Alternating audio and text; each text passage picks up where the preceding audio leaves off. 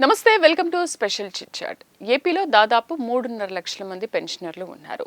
వీరికి వెంటనే రావాల్సిన బకాయిలు కానీ డిఏలు కానీ డిఎన్ఎస్ పిఆర్సీ ఇవన్నీ కూడా రావాల్సినవి ఉన్నాయి. కానీ గత ప్రభుత్వ హయాం నుంచి కూడా పెన్షనర్లు అందరూ కూడా చాలా పోరాటం చేస్తున్నారు. మాకు ఇవన్నీ కావాలి అని చెప్పేసి.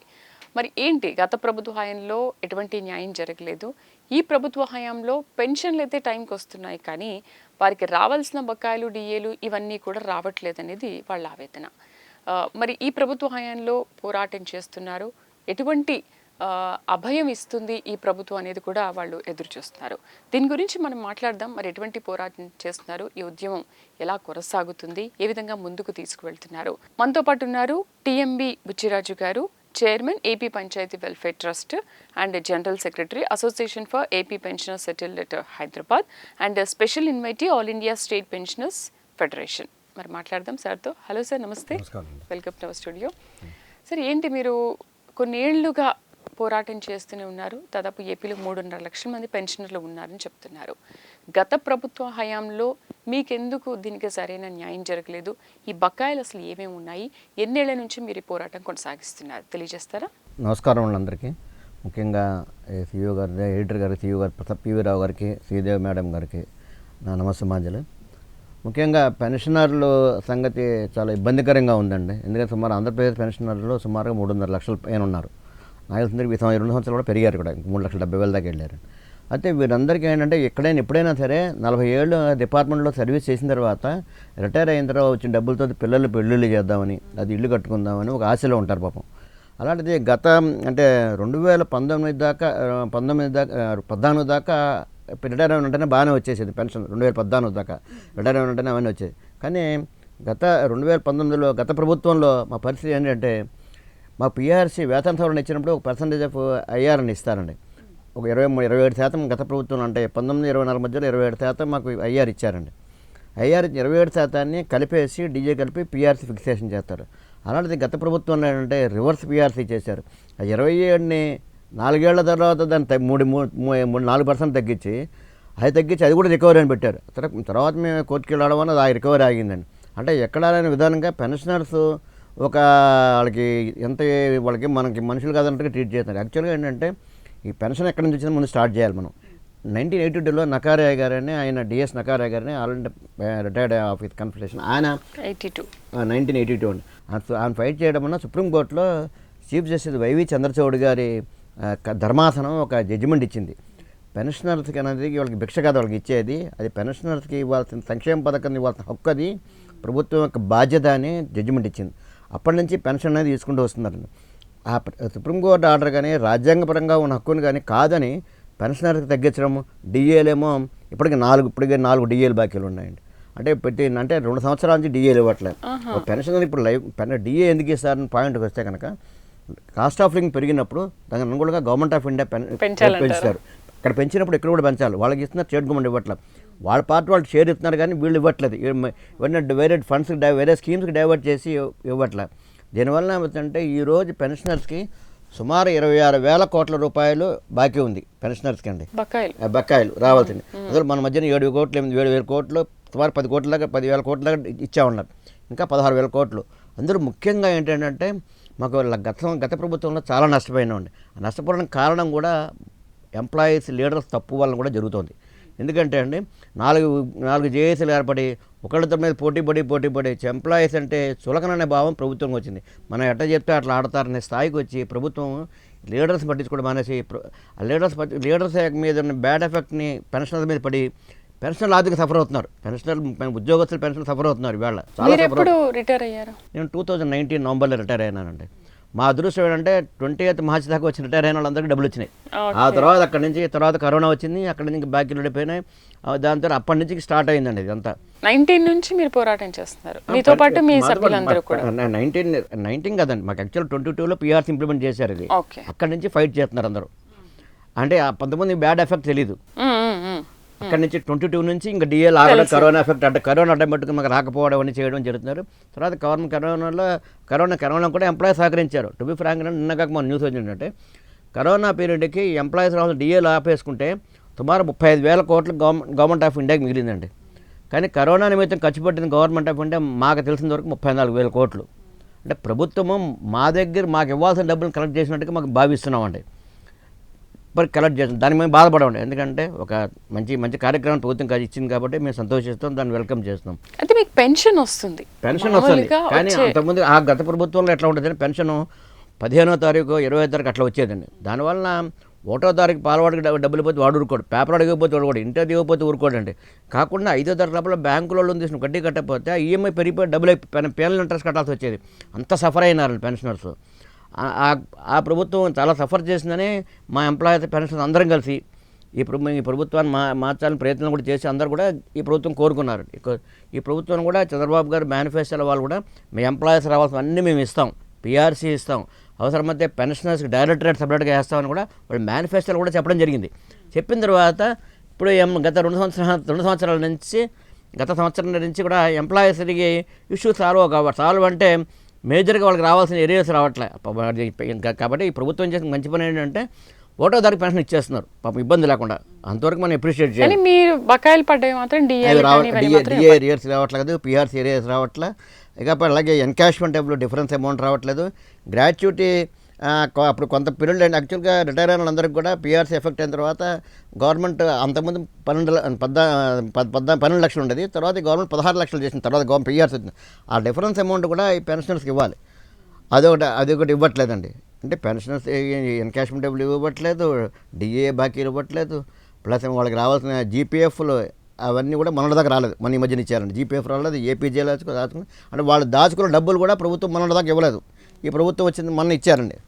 వాళ్ళకి పిఎఫ్ల వరకు ఏపీజేల వరకు పర్లేదండి. కానీ డిఏ రేట్స్, పిఆర్సీ రేట్స్ ఇవన్నీ ఒక్కొక్క ఎంప్లాయీకి యావరేజ్ని నాకు తెలిసిన వరకు 3 లక్షల నుంచి 4 లక్షల దాకా రావాల్సి వస్తుంది ఒక రిటైర్డ్ ఎంప్లాయీకి. నేను చెప్పేది రిటైర్డ్ ఎంప్లాయీ సర్వీస్ వాళ్ళు ఇంకా వాళ్ళకు కూడా అదే విధానం ఉంది, రావట్లేదు. ఇవన్నీ రావట్లేదు. ఇప్పుడు ఎంప్లాయీస్ అంటే వాళ్ళకి ₹1,00,000 అట్లా జీతాలు వస్తాయండి. పెన్షన్స్ అనేవాడికి అందులో 1/3 వస్తుంది. వాళ్ళకు బాకీ పడ్డం అనేది మానవత కోణంలో ఏ విధంగా అన్యాయం కాదు. ఎందుకంటే వాళ్ళు ఇచ్చే పెన్షన్లో సగం డబ్బులు మెడికల్ ఖర్చు అవుతున్నాయి. పోనీ మెడికల్ ఖర్చు పెట్టున్నారు, రీయింబర్స్మెంట్ అవుతుందంటే అది రీయింబర్స్మెంట్ వెంటనే రావట్లేదు. పెద్ద ప్రొసీజర్ దానికి. ఇక్కడ జిల్లా ఎక్కడ రిటైర్ అక్కడ ఇవ్వాలి, అక్కడి నుంచి జిల్లా కలెక్టర్కి రావాలి, అక్కడ నుంచి అక్కడ నుంచి మళ్ళీ ఈహెచ్ఎస్కి వెళ్ళాలి, వార్డు స్క్రూటినీ చేసి మళ్ళీ అదే లెవెల్కి రావాలి. అంటే ఈ లోపల పెన్షనర్ ఉంటాడా పోతాడా కూడా తెలియదండి. ఒక్కొక్కసారి అంటే క్యాన్సర్ పేషెంట్లు చాలా సఫర్ అవుతున్నారు. క్యాన్సర్ పేషెంట్కి ఒక్కొక్కరికి వెళ్ళినప్పుడల్లా 2,5 లక్షలు 3,5 లక్షలు సంవత్సరం 4-5 సార్లు ట్రీట్మెంట్ చేయించుకోవాల్సి వస్తుంది. వాళ్ళకి రావాల్సిన డబ్బులు కూడా ఇన్ టైంలో రావట్లేదండి. రాకపోతే వాడికి పెన్షన్ ఇప్పుడు ఆ డబ్బులు వస్తే రికరింగ్ పెట్టుకోవాలి. 8 లక్షలు 10 లక్షలు భార్యకు బాగాలేదని, భర్తకు బాగాలేదని, క్యాన్సర్ కోసం పెట్టుకోతుంది. వాళ్ళందరికీ గవర్నమెంట్ రీయింబర్స్మెంట్ ఫెసిలిటీ వెంటనే ఇవ్వకపోతే ఇబ్బంది అవుతుంది. అందుకనే మన స్పెషల్ సిఎస్ గారిని కూడా డాక్టర్ కృష్ణబాబు గారు కూడా కలవడం జరిగింది. సార్ని రిక్వెస్ట్ చేశారు, సార్ ఈ ప్రొసీజర్ చాలా లెంతీగా ఉంది, పెన్షన్ మీరు ఇచ్చే డబ్బులు ఇచ్చేలా మీ మెడికల్ రీయింబర్స్ డబ్బులు ఇచ్చేలా పెన్షనర్ ఉంటాడో కూడా పోతాడో తెలియదు, సింప్లిఫై చేయాల్సిన అవసరం ఉందండి. పెన్షనర్ ఎక్కడ ఉంటాడో ఆ పెన్షన్ ఆ జిల్లా ఏ జిల్లాలో ఉంటారో ఆ జిల్లా ఆఫీసర్కి పంపించుకోండి, అక్కడి నుంచి డైరెక్ట్ ఈహెచ్ఎస్ పెట్టండి. మధ్యలో ఇలా క్యూబర్సింగ్ సిస్టమ్ తీసేయమని రిక్వెస్ట్ చేస్తే అది కూడా ఆన్లైన్ చేస్తామని ఆ సార్ ఇన్సూరెన్స్ కూడా ఇవ్వడం జరిగింది. అదొకటే కాకుండా ఇప్పుడు గవర్నమెంట్ ఇచ్చిన హెల్త్ కార్డులు అండి, ఈ హెల్త్ కార్డుల వల్ల ఉపయోగం ఏమి ఉండట్లేదండి. ఎందుకంటే ఈ హాస్పిటల్ వాళ్ళు ఏమంటారంటే హాస్పిటల్కి ఎంపానల్ అయిన హాస్పిటల్ వాళ్ళే మాకు ఇన్ టైంలో రీయింబర్స్ అవ్వట్లేదు వాళ్ళకి, అందుకని వాళ్ళు చేయమంటున్నారు. గవర్నమెంట్ వాళ్ళు ఏమంటున్నారు మేము ఇస్తున్నాం అంటారు. వీళ్ళకి 100 కోట్లు బాకీ, సపోజ్ ఒక హాస్పిటల్ 10 కోట్లు బాకీ ఉంటే వాళ్ళు 2 కోట్లు 3 కోట్లు ఇస్తున్నారు కాబట్టి వాళ్ళు చేయట్లేదు వీళ్ళు అంటారు. ఈ హాస్పిటల్ వాళ్ళు గవర్నమెంట్ వాళ్ళు మేము ఇస్తున్నాం అంటారు. ఇదంతా ఎందుకంటే మాకు సమాధానం యాక్చువల్గా ఏమవుతుందండి పెన్షన్ ఈ మెడికల్ దానికి కూడా మా దగ్గర 300 కట్ చేసుకుంటున్నారు ఎవ్రీ మంత్. అందరు పెన్షన్ దగ్గర ఉద్యోగస్తులు కొంతమంది 500 కొంతమంది 300 కట్ చేస్తున్నారు రేంజ్ రిటైర్మెంట్.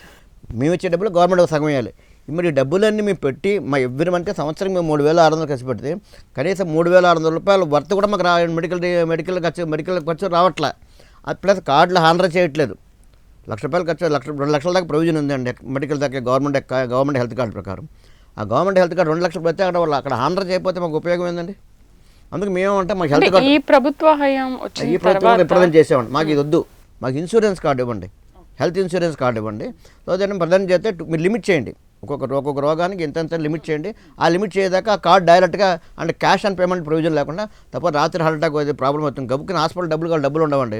ఇప్పుడు మీ ఇన్సూరెన్స్ కార్డుని అలౌ చేసే విధానం ఉంటే పెన్షనర్స్కి న్యాయం జరుగుతుందండి. ఇది కాకుండా గతంలో పెన్షనర్స్ అడిక్వేట్ పెన్షన్ రిటైర్ అయిన తర్వాత 70 ఇయర్స్కి ఎట్లా 75 ఇయర్స్కి 10% యాడింగ్ ఉండేది. అది జగన్ గారి ప్రభుత్వంలో 3.5 తగ్గించేశారు. ఎక్కడైనా ప్రోగ్రెసివ్గా పెరగాలి కానండి, తగ్గడం అనేది చాలా అన్యాయం చేశారు అది. అలాగే 15% 12% చేశారు. ఈ ప్రభుత్వం అంటే చంద్రబాబు గారు మీ గవర్నమెంట్లో ఇచ్చిన 10% కూడా జగన్ గారి ప్రభుత్వం తగ్గించారు. అది మళ్ళీ మీరు రిస్టోర్ చేయండి అని కూడా అడుగుతున్నామండి. అది ఇంకా రిస్టోర్ చేయాలి. ఇది కాకుండా పెన్షనర్స్ యొక్క వీళ్ళకి ఒక డైరెక్టరేట్ ఏర్పాటు చేస్తే ఇప్పుడు మేమేమవుతుందంటే అండి, మా పెన్షనర్ సమస్యలు వచ్చేసరికి మెడికల్ డిపార్ట్మెంట్ ఒక సమస్య కోసం ఆరోగ్య మెడికల్ విషయాలకు వస్తే మెడికల్ డిపార్ట్మెంట్ తిరగాలి, హెల్త్ కార్డుల గురించి అయితే సిఇఓ వైద్య సేవా ట్రస్ట్కి తిరగాలి, పెన్షనర్స్ ఇష్యూ వస్తే పెన్షన్ కన్సర్న్ రిటైర్ అయిన ఆఫీసులు తిరగాలి, ఇంక ఏజీలో సమస్యలు ఉంటే మళ్ళీ అక్కడ తిరగాలి. ఇవన్నీ ఇక డైరెక్టర్ ఆఫ్ ట్రెజరీస్ తిరగాలండి. ఇన్ని ఆఫీసులు పెన్షనర్ రిటైర్ అయిన తర్వాత ఏం తిరగాలండి? చిన్న ఎగ్జాంపుల్ ఏంటి చెప్తానంటే, పెన్షనర్స్ యొక్క రికార్డులో వాళ్ళకి పెన్షన్స్ రిటైర్ ఏజీ వాళ్ళ పే స్లిప్ ఇస్తారు, రిటైర్ పీపుల్ ఒక ఆర్డర్ కాపీ ఒకటి ఇస్తారండి, మీకు పెన్షన్ ఇస్తారని, ఫ్యామిలీ పెన్షన్ ఇస్తారు, కింద ఫ్యామిలీ పెన్షన్ పేరును డేట్ ఆఫ్ బర్త్ వేస్తారండి. అది పెన్షన్ ఇచ్చే పే స్లిప్లో ఎవ్రీ మంత్ ఎంటర్ చేయాలి. అది ఎంటర్ చేయట్లేదు చాలా మంది చోట్ల ఎంటర్ చేయడం ప్రమాదం ఏంటంటే, పెన్షన్ ఎప్పుడు చనిపోతే ఫ్యామిలీ పెన్షన్ ఇవ్వాలంటే ఎవరు ఫ్యామిలీ పెన్షనర్, వాడి పేరు ఉండదు అక్కడ, వాళ్ళ రికార్డు రాసుకోకపోతే నామినీ పెడతారు కానీ వాళ్ళు ఎక్కడ నామినీ కదండి. ఏజీ వాళ్ళు ఏది పెన్షన్ చేస్తే అదే ఏజీలో స్పౌజే ఉంటుంది కదండి, వైఫ్ కానీ వాళ్ళ పేరు అక్కడ, వాళ్ళ పేరు డేట్ ఆఫ్ బర్త్ అక్కడ రికార్డ్ చేయాలి. రికార్డ్ చేయట్లేదు. చేయకపోవడం వల్ల పెన్షన్ చనిపోతే ఒకవేళ వైఫ్ వెళ్ళి సపోజ్ హస్బెండ్ చనిపోయినా అనుకోండి, వైఫ్ వెళ్ళి నాకు పెన్షన్ అంటే మా పీపీఓలో నీ పేరు లేదమ్మా అంటున్నారు. అంటే చనిపోయిన 10 ఏళ్ళ రిటైర్ 10 ఏళ్ళ తర్వాత చనిపోతాడండి, అప్పుడు పీపీఓ కానీ నన్ను ఏజీ పోయి తెచ్చుకుంటుందండి. ఎంత పరిస్థితి, ఎంత ఘోరమైన పరిస్థితి అంటే అది. అందుకనే ప్రతి మేము డైరెక్టర్ ట్రెజరీస్ కూడా చాలాసార్లు అడిగానండి, సార్ మీరు ఎడిట్ మా ఇచ్చే డీటెయిల్స్ మా డీటెయిల్స్ తప్పకుండా మాకు ఇన్ఫార్మ్ చేసి మేము చేసుకుంటాం, లేదంటారా మాకు ఎడిట్ ఆప్షన్ ఇవ్వండి, మా డీటెయిల్స్ మేమే కలెక్టర్ రాస్తాం, మీరు రాస్తాం కాబట్టి మీరు ఇచ్చిన డాక్యుమెంట్ అప్లోడ్ చేసుకోండి, అప్లోడ్ ప్రకారం మీరు ఆ వెరిఫికేషన్ చేసుకోండి. అలా చేసుకొని చెప్తే సరే అంటారు, కానీ గవర్నమెంట్ పర్మిషన్ వాళ్ళు అంటారు, గవర్నమెంట్ వాళ్ళ కింద రావట్లేదు అంటున్నారు. ఇవి నానా అవస్థలు ఉన్నాయండి. పెన్షనర్కి రావాల్సిన విషయంలో అసలు గవర్నమెంట్ ఒక ప్రయారిటీ అనేది కన్సిడరేషన్ చేయట్లేదు. పెన్షనర్స్ ఆల్సో కన్సర్న్ వెల్ఫేర్, మనకి రాజ్యాంగంలోనే ఉంది, పెన్షనర్స్ కూడా that is the part of the government to do welfare of the pensioners. మరి వెల్ఫేర్ స్కీమ్ ఉన్నప్పుడు ఈ వెల్ఫేర్ ఆ పెన్షనర్స్ వెల్ఫేర్ కానీ మేము కూడా వెల్ఫేర్ కింద వస్తాం, మాకు కూడా ఇవ్వాలి. మాకు ఇవ్వాల్సిన డబ్బులు ఇవ్వకుండా ఇట్లా ఇబ్బంది పడడం వల్ల అవుతుంటే చాలామంది ఇబ్బంది పడిపోతున్నారండి. ఒక చిన్న ఎగ్జాంపుల్ చెప్తానండి. పెన్షనర్స్కి ఆవిడకి తెలియదు పాపం, ఫిక్సేషన్ కూడా ఇప్పుడు 5 ఏళ్ళ రిటైర్మెంట్ ఎంత అవుతుందో తెలియదు, ఆవిడ మర్చిపోయింది. అంటే మాకేంటంటే 70 ఒకసారి పెరుగుతుంది, 75కి అట్లా 80కి అలా పెరుగుతూ ఉంటుంది. పాపం ఆవిడకి తెలియక పాత పెన్షన్ తీసుకుంటుంది.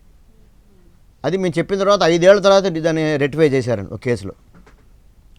అంటే ఇట్లాగే చాలా మంది బాధపడతారు, మా పెన్షనర్స్ చెప్తుంటారు పాపం, చెప్తుంటారు. అంటే నేను కూడా కొన్ని సంఘటనలు చూసాను అనమాట. అంటే చనిపోయిన తర్వాత పెన్షన్కి అప్లై చేస్తే కనీసం వస్తుందా లేదా అని ఇన్ఫర్మేషన్ కూడా ఇవ్వరు. తీరా చూస్తే ఒక 10 నెలల తర్వాత చూస్తే బ్యాంకులో మాత్రం డబ్బులు పడుతున్నాయి, కానీ అది పడినట్టుగా ఎలా తెలుస్తుంది? ఆ ఇన్ఫర్మేషన్ ఎలా ఇవ్వాలి? అదే ఇవ్వాలండి, గవర్నమెంట్ ట్రెజరీస్ వాళ్ళు ఇవ్వాలండి. ఇంకోటి అంటే యాక్చువల్గా గవర్నమెంట్లో పెన్షనర్ చనిపోతే అంత్యక్రియల ఖర్చులను ఇచ్చేవారు, 1 మంత్ పెన్షన్ డిమాండ్ మరొకటి అది ఇవ్వాలండి. అది మానవతా దృక్పథం అండి. అది ఇప్పుడు గవర్నమెంట్ జగన్ గారు గవర్నమెంట్లో తగ్గించారు, 15 రోజులుగా చేశారు దాన్ని. అది కూడా టైంకి రావట్లేదండి. అరే బిల్లు పెడితే అది కూడా సిఎఫ్ మెస్ అని పెడుతున్నారు. సిఎఫ్ మెస్లో ఆ ఫైనాన్స్ వాళ్ళ దయాదాక్షిణ మీద వాళ్ళు డబ్బులు ఇవ్వాల్సిన వాళ్ళు ఎప్పుడు ఇస్తారు తెలియదు, ఎప్పుడు ఇవ్వరండి. మనిషి చనిపోయినా 2 ఏళ్ళు డబ్బులు రావట్లేదు, 2 ఏళ్ళైనా ఏడాదైనా డబ్బులు రావట్లేదు. మరి ఈ పెట్టిన పర్పస్ ఉపయోగం ఏంటండి? అంత్యక్రియలు ఖర్చులు అంటారు.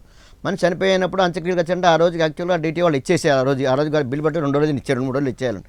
మీరు మనిషి చనిపోయిన తర్వాత సంవత్సరం చనిపోయిన తర్వాత అప్పుడు కూడా డబ్బులు రాకపోతే what is the meaning of the purpose of the scheme పెట్టి ఉపయోగం ఏంటండి? మీరు నమ్మరండి, మా సంఘం ఉంది. ఇప్పుడు మా సంఘంలో మా వరకు మేము ఏం చేస్తుంటే, మా పెన్షన్ అసోసియేషన్ ఏం చేస్తున్నాం అంటే, ఒక పెన్షనర్ చనిపోతే ఇమీడియట్గా 10,000 ఇచ్చేస్తున్నాం, అదే రోజు వెళ్ళి క్యాష్ ఇస్తున్నాం. ఎందుకంటే మా ఖర్చులతో మా మెంబరు సంతోషపడాలని, ఆ ఫ్యామిలీ ఖర్చులు అవ్వాలని. అలా మేము మరొక సుమారు 20-30 మంది దాకా ఇచ్చాం. ఇప్పటికి చనిపోవాలని కోరుకోవట్లేదు, కానీ అంటే ఇమీడియట్గా మేము మా మెంబర్స్ ఎవరు ఇబ్బంది పడకూడదు. అంటే మా డబ్బులతో ఖర్చు పెడితే మాకు 2 తృప్తులు ఉంటాయి. ఒకటంటే మాకు మన దాకా మాతో ఉన్నాడు మా పెన్షనరు, అతనికి మేము ఆర్థిక సాయం చేద్దామని మేము ఇస్తున్నాం. మేము మా పెన్షనర్లోంచి మేము డబ్బులు వేసి చందాకి ఇస్తున్నాం వాళ్ళకి. అలాగే గవర్నమెంట్ ఇవ్వాల్సిన ఇవ్వకపోతే మరి వాడు ఏమైపోతాడండి? అయితే మీరు ఇప్పుడు ఈ ప్రభుత్వం వచ్చిన తర్వాత మాకు ఇలా ఉన్నాయి అని చెప్పి ఈ విషయాలన్నీ కూడా నివేదించారా? ఇచ్చేవాడిని, నివేదించారు 2 సార్లు చెప్పండి. ఒకసారేమో వరదల మన వరద అన్నా క్యాంటీన్ ఇప్పుడు వెళ్ళినప్పుడు అన్నా క్యాంటీన్ ప్రభుత్వం పెట్టినప్పుడు దానికి కూడా మేము సహకరించి 2 లక్షలు డొనేషన్ ఇచ్చి అప్పుడు ముఖ్యమంత్రి గారు రిప్రజెంట్ చేసి తప్పకుండా చూస్తాం ఇచ్చారు. అలాగే రెండోసారి విజయవాడ వరదలు వస్తే కూడా అప్పుడు కూడా ఇచ్చామండి, అప్పుడు కూడా చూస్తూ ఉన్నారు. కానీ మళ్ళీ ఈ మధ్య కూడా వెళ్ళి చీఫ్ సెక్రటరీ గారిని కలిసి రిప్రజెంటేషన్ ఇచ్చామండి. చూస్తూ ఉంటున్నారు. కానీ అది గవర్నమెంట్ అంటే ఇవ్వనని చెప్పట్లే. సంతోషకరమైన వార్త ఏంటంటే ఈ ప్రభుత్వం ఇవ్వనని అట్లా ఇస్తా ఉన్నారు. 26,000 కోట్ల బాకీలు 10,000 కోట్లు ఇచ్చారు. ఇంకా 16,000 కోట్లు ప్రయారిటీ మాకు పెన్షనర్స్కి ఇమ్మంటున్నా. మీకు తొందరగా కావాలంటారు, ఎందుకంటే బతుకునే లోపల తీసుకోకపోతే ఉపయోగం ఏంటంటే అదే వాళ్ళు బతుకున్నప్పుడు ఇస్తే ఉపయోగం, సంతోషపడతారండి. వాడు చనిపోయిన తర్వాత ఇస్తే వాళ్ళకి ఇస్తారంటే దాని కూడా రికార్డ్ వెరిఫికేషన్ ఇవన్నీ ఎవరు చేస్తారండి? ఒక చిన్న ఎగ్జాంపుల్ చెప్తాను. ఒక పెన్షనర్ ఇంకో ఊరికి మారాలంటే పెన్షనర్ పీపీఓ క్యాప్ మార్చాలని ఎంత కష్టం అంటే ఒక ఆవిడ చిన్న మధ్యన కేసు చూశానండి. అమలాపురంలో ఉంటుంది ఆవిడ. యాక్చువల్గా రిటైర్ పెన్షన్ కాకినాడలో తీసుకుంటుంది, అమలాపురంలో ఉంటుంది ఆవిడ. పెన్షన్ కాకినాడ నుంచి అమలాపురం మార్చుకోవడానికి ఒక రిప్రజెంటేషన్ ఇచ్చింది పాప ఆవిడ. కాకినాడలో ఇచ్చి 10 సార్లు తిరిగింది ఆమె. హస్బెండ్ చనిపోయిన ఫ్యామిలీ పెన్షనర్ ఆమె. తిరిగితే ఇంకా వల్ల కాక వదిలేసింది. ఆవిడ నాకు ఫోన్ చేసింది. ఆవిడ నాకు మా మెంబర్ కాబట్టి మా మెంబర్ కాబట్టి ఫోన్ చేస్తే అప్పుడు అక్కడ నేను పర్సీవ్ చేసి అమలాపురం డీటీ దగ్గర కోఆపరేట్ చేసి వెంటనే కోఆపరేట్ చేయడం వలన పెన్షన్ ఆమెకి ఇప్పుడు వస్తుంది, రెగ్యులర్గా వస్తుంది. అంటే నాకు తెలుసు కాబట్టి డిటిఐ గారు వాళ్ళ మా అసోసియేషన్ పరిచయం ఉన్నారు కాబట్టి మేము రిక్వెస్ట్ చేసి చేయగలిగాం. తెలియని వాళ్ళు ఏం పరిస్థితి అని చెప్పండి. ఇది పరిస్థితి ఎంత ఘోరంగా ఉంటుందంటే వాళ్ళ రికార్డులో పెన్షనర్కి ఎవరి మంది పే స్లిప్ రావాలంటే దానికి ఒక యూజర్ నేమ్ పాస్వర్డ్లు ఉంటాయండి. పాస్వర్డ్లు అవి చెప్పాలండి ఇమీడియట్గా. అది వాళ్ళకి పాస్వర్డ్ తెలియాలి, పెద్దవాళ్ళు 70-80 ఏళ్ళ వాళ్ళకి తెలియదండి. అప్పుడు మేమేమంటే కనీసం ఓటీపీ జనరేషన్ ప్రతిష్టం ఇవ్వండి. మేము అందులోకి వెళ్ళగానే గెట్ ఓటీపీ అని ఇచ్చారనుకోండి, ఓటీపీ చెప్తే ఓటీపీ పట్టుకుంటే అయిపోతుంది, ఎప్పటికి కూడా అయిపోతుంది. ఈ పెన్షనర్ పాస్వర్డ్ గుర్తుపెట్టుకుని యూజర్ నేమ్ గుర్తుపెట్టుకుని అది యూజర్ నేమ్ తప్పదు, గుర్తుపెట్టుకోక తప్పదు. కాగితం పెన్షన్ పీపుల్ కాగితం ఉంటుంది కాబట్టి పర్వాలేదండి. యూజర్ నేమ్ మన పాస్వర్డ్ గుర్తుపెట్టుకోవాలి, ఎన్నిసార్లు గుర్తుపెట్టుకోండి. వాళ్ళేమో 3 నెలలకు ఒకసారి పాస్వర్డ్ మార్చేస్తుంటారు, గుర్తుండదు. ఎందుకంటే పాస్వర్డ్ 3 నెలలు. అందుకనే గెట్ ఓటీపీ ప్రొవిజన్ ఇచ్చేసారనుకోండి, ఎప్పుడు ఆపరేట్ చేస్తే ఇప్పుడు ఓటీపీ వస్తుంది, దాని ప్రకారం సిస్టమ్ అవుతుందండి. అలాగే పెన్షనర్ సంబంధించి పెన్షనర్ డైరెక్టరేట్ పెడతా ఉన్నారు, మేనిఫెస్టోలో పెట్టారు. మా డైరెక్టరేట్ పెడితే ఒక ఆఫీస్కి వెళ్తాం మేము. ఇప్పుడు ఆ ఒక ఆఫీస్లో అడుగుతాం, కన్సల్టేషన్ సరిపోతుందండి. 10 ఆఫీసులు తిరగక్కల్లా. ఇది మానవతా కోణం. పెన్షనర్ సిస్టమ్ అనేది మానవతా కోణం. వాళ్ళు ఉద్యోగం ఎట్లా చేశారు అదండి. 60-70 ఏళ్ళు అవుతుందో నడవలేని పరిస్థితి, బీపీలు షుగర్లు ఉండి నెంబర్ అండి. ఒక క్యాన్సర్ పేషెంట్ ఒక ఆయన 34 లక్షలు ఖర్చు పెట్టాడు పెన్షన్ క్యాన్సర్ కోసం, బతకలే చివరికి. ఈ సందర్భంలో మేము ఏం చేస్తున్నామంటే మా పెన్షన్ మేము రక్షించుకోవడం కోసం మేము గవర్నమెంట్ ఈ ప్రైవేట్ పెద్ద సూపర్ స్పెషాలిటీ హాస్పిటల్ కన్సల్ట్ చేసి డిస్కౌంట్ తీసుకుంటున్నాం. ఇప్పుడు మేము విజయ డయాగ్నోస్టిక్లో 25% డిస్కౌంట్ తీసుకొచ్చా మా ఫ్యామిలీ పెన్షన్ మా పెన్షన్ అసోసియేషన్కి. అలాగే మా పంచాయతీ అసోసియేషన్ కూడా తెచ్చాను. అలాగే ఇప్పుడు లూసిడ్ డయాగ్నోస్టిక్, టెస్లా డయాగ్నోస్టిక్, అలాగే అపోలో హాస్పిటల్, కాంటినెంటల్, మళ్ళీ ఏమో స్టార్ హాస్పిటల్, వీటి దగ్గర డిస్కౌంట్ తీసుకొచ్చి. ఎందుకంటే మా మెంబర్లు మనం బతికించుకోవాలి కదండి మేము. మా వాడికి ఇప్పుడు ఒక 5 లక్షలు ఖర్చు అయిందనుకోండి, వాడు 10% ఇచ్చినా 50,000 మిగిలినట్టే కదండి. ఆ విధంగా మేము హెల్ప్ చేస్తున్నాం అండి. కానీ మేము ఎంతకాలం చేయగలం? ఆ గవర్నమెంట్ వాళ్ళ హాస్పిటల్లో దయాదక్ష మేము చేసినంతకాలం మేము చేసుకోగలం, వాళ్ళు ఆపేస్తే మేము చేయలేం. కానీ గవర్నమెంట్ కూడా ప్రయారిటీగా ఫస్ట్ మీరు వెల్ఫేర్లో పార్ట్ ఆఫ్ ది వెల్ఫేర్లుగా 40 ఏళ్ళు మీ డిపార్ట్మెంట్లో సేవలు చేసిన వాళ్ళని మీరు పెన్షనర్స్ ఇవ్వాల్సిందే. ఎందుకు ఇవ్వాలంటున్నారు, ఎందుకు ప్రయారిటీ తీసుకోవాలంటే మీరు ఒక టర్మ్ ఎమ్మెల్యే చేస్తే పెన్షన్ ఇస్తున్నారు, 3 టర్మ్ చేస్తే 3 పెన్షన్లు ఇస్తున్నారు అంటే ఎంపీలు కానీ వాళ్ళకి. మరి మీరు 5 ఏళ్ళకి అంత పెన్షన్లు ఇస్తున్నారు. మీరు 40 ఏళ్ళు డిపార్ట్మెంట్ చేసిన వాళ్ళం కదా, 40 ఏళ్ళు మాకు పెన్షన్ మాకు రావాల్సిన బాకీలు ఆపడం ధర్మమా అధర్మమా ఆలోచించండి. అంటే మీకు గత ప్రభుత్వ హయాంలో కూడా ఎలాంటి న్యాయం జరగలేదు, ఇప్పుడు కూడా ఎలాంటి న్యాయం జరగలేదు. గత ప్రభుత్వంలో అయితే అది అసలు ఘోరం. దానికి నాయకులు బాధ్యత వహించాలి. ఆ రోజున నాయకుల యొక్క వాళ్ళ కోఆర్డినేషన్ లేకపోవడం వలన పూర్తిగా నష్టపోయినారు. అప్పుడు 2 లక్షలు బట్టి 2 లక్షల మంది టీచర్లు సిపిఎస్ ఉద్యోగం చేస్తే ఆ ఉద్యోగాన్ని కూడా ఉపయోగం లేకుండా చేసి పడేశారు ఆ రోజుల్లో నాయకులు. పెద్ద దాన్ని సాధించాలి. అందుకంటే ఇప్పుడు మేము కోరేది ఏంటంటే ప్రభుత్వానికి, ఈ సందర్భంలో ప్రభుత్వానికి విజ్ఞప్తి కూడా ఏంటంటే, మీరు జేఏసీలు అని చెప్తున్నారు, ఆ జేఏసీలు కరెక్ట్ కాదు. నేనేమనంటే ప్రతి డిపార్ట్మెంట్కి ఒక జేఏసీ రికగ్నైజ్ చేయండి. ప్రతి డిపార్ట్మెంట్ ప్రతి శాఖకి మా 80 శాఖలు ఉన్నాయి కూడా 80 శాఖలకు ఒక జేఏసీ రిప్రజెంట్ చేయండి. ఆ JAC chairman general secretary department వాళ్ళకి జాయింట్ స్టాఫ్ కౌన్సిల్, గవర్నమెంట్ పెట్టే జాయింట్ స్టాఫ్ కౌన్సిల్ వాళ్ళు ఇన్వైట్ చేయండి. ఇప్పుడు ఏమవుతుందంటే 10 డిపార్ట్మెంట్ 20 డిపార్ట్మెంట్ కలిసి ఒక నాయకుడు అని చెప్పి, సంఘ నాయకుడు అని చెప్పి అతను జేఏసీ లీడర్ అంటున్నాడు. ఒక చిన్న డిపార్ట్మెంట్ ఉన్న లీడరు పెద్ద డిపార్ట్మెంట్కి స్టేట్ లీడర్ అంటే ఎంత అన్యాయంగా ఉంటుందండి. కాబట్టి ఈ విధానం కరెక్ట్ కాదండి. అందుకని ప్రతి డిపార్ట్మెంట్కి ఒక జేఏసీని పెట్టాలి. ఆ జేఏసీ చైర్మన్ జనరల్ సెక్రటరీని ఆ హెచ్ఓడి రికమెండ్ చేస్తేనే జాయింట్ స్టాఫ్ కౌన్సిల్లోనే మీటింగ్ పెట్టాలి. ఇవాళ పొద్దున్న మెసేజ్ కూడా పెట్టాను నేను చీఫ్ సెక్రటరీ గారికి పెట్టాను, వాళ్ళకు కూడా మెసేజ్ పెట్టాను.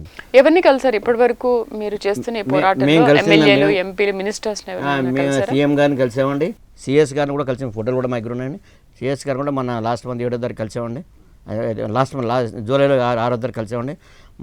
మొన్న ఈ నెల 8వ తారీఖు కూడా చీఫ్ సెక్రటరీ గారు రిప్రజెంటేషన్ ఇవ్వడం జరిగిందండి.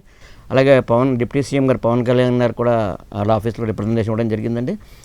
అలాగే మా మెడికల్ సంబంధించిన ఇష్యూస్ మీద కూడా స్పెషల్ సిఎస్ డాక్టర్ కృష్ణబాబు గారు కూడా ఐఏఎస్ గారు స్పెషల్ సిఎస్ గారు అనుకుని కలవడం జరిగిందండి. డిటిఏ గారిని వెళ్తే లేరంటే చాలా డిటిఏ గారిని చాలాసార్లు కలిగాం. మా ఇబ్బందులు అందరికీ చెప్తున్నామండి. ఈ సిఎఫ్ఎంఎస్ అనే విధానాన్ని ఫస్ట్ ప్రభుత్వం రద్దు చేయాలి, అది బాగాలేదు, అది ఫస్ట్ అది రద్దు చేసేయాలి. సిఎఫ్ఎంఎస్ సిస్టమ్ తీసి, ఎందుకంటే అసలు పేమెంట్ చేయాల్సిన బాధ్యత డైరెక్టర్ ఆఫ్ ట్రెజరీస్. ఆయన పవర్ని ఫైనాన్స్లో ఉన్న సెక్రటరీ కంట్రోల్ చేస్తున్నాడు. ఈయన ఉంటాడు ఏం చెప్తే మీరు ఫైనాన్స్లో క్లియర్ చేసుకోండి. 10 రూపాయలు బిల్లు పాస్ కావాలన్నా గవర్నమెంట్ని ఫైనాన్స్ సెక్రటరీ క్లియరెన్స్ అవ్వాలి. అంత అవసరం. వీళ్ళు డెలిగేషన్ పవర్స్లో డీసెంట్రలైజేషన్ అంటారు. అటువంటిప్పుడు 10 రూపాయలు పాస్ అవ్వాలన్నా బిల్లు రావాలన్నా కూడా సిఎఫ్ఎస్లో ఫైనాన్స్ సెక్రటరీ ఇవ్వాలంటే ఎంత ఏం డెవలప్మెంట్ అండి ఇది. కాబట్టి ఇది కరెక్ట్ కాదండి. డెలిగేషన్ పవర్ కనీసం డైరెక్టర్ ప్రెసిడెంట్కి 10 లక్షల దాకా మీరు delegate you are empower to CFS power అని ఇవ్వాలి. ఇవ్వకుండా ప్రతి ఒక్క రూపాయి రావాలన్నా సరే సిఎఫ్ఎస్ ఫైనాన్స్ సెక్రటరీ పర్మిషన్ ఇవ్వాలి. ఇవాళ ఎంతమంది ఫైనాన్స్ సెక్రటరీని అప్రోచ్ కాగలరు, ఆయన ఎంతమందికి అవకాశం ఇంటర్వ్యూ ఇవ్వగలడు. ప్రభుత్వం మనం ఇవన్నీ ఆలోచించాలి. అందుకని ప్రభుత్వం మేము కోరేదంటే ఒక డిపార్ట్మెంట్ ఒక జేఏసీ రికగ్నైజ్ చేయండి. ఆ జేఏసీని మెంబర్ చైర్మన్ జనరల్ సెక్రటరీని హెచ్ఓడి రికమెండేషన్ లెటర్ మీద జాయింట్ స్టాఫ్ కౌన్సిల్ పెట్టండి. అప్పుడే ఈ పెన్షన్స్ ఇష్యూస్ ఎన్ని డిపార్ట్మెంట్ ఇష్యూస్ అన్నీ కూడా సాల్వ్ అవుతాయి. ఎంప్లాయీస్ ఇష్యూస్ సాల్వ్ అవుతాయి, టీచర్స్ ఇష్యూస్ సాల్వ్ అవుతాయి, పెన్షనర్స్ ఇష్యూస్. బట్ ఏం చేసినా సరే పెన్షనర్స్ ఇష్యూ ప్రయారిటీ ఇచ్చేయాలి. రిటైర్ అయిన రోజునే నెక్స్ట్ డే వాడు బెనిఫిట్ రావాల్సిన చెక్కులు ఇచ్చేయండి. వాడికి రావాల్సిన డబ్బులు వాడికి ఇచ్చేసేయండి.